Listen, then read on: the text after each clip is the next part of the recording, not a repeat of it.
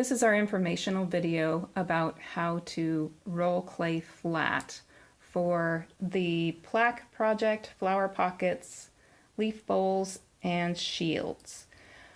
You'll want to find out from your teacher if they are storing their bag of clay in their classroom or if all of the clay is now being stored in a central PTA location.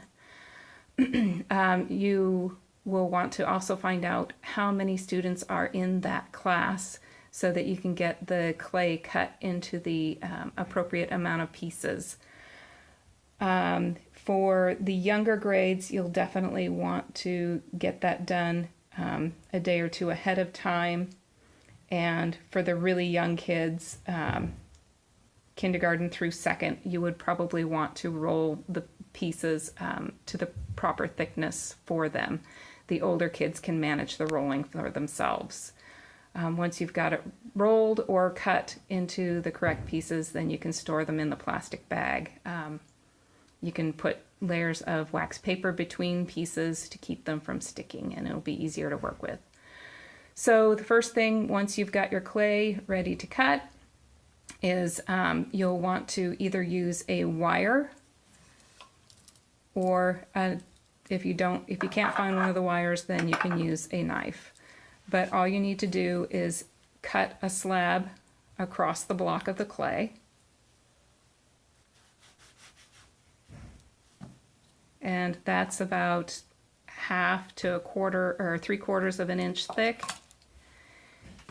Then you'll have your cloth, and if you're working with white clay, make sure that it says white clay side up.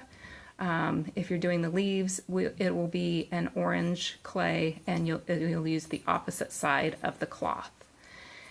You will want to have the 2 thickness guide sticks on either side of your clay piece, and then you are going to put your clay in the middle, and you're going to roll your clay in between these 2 sticks.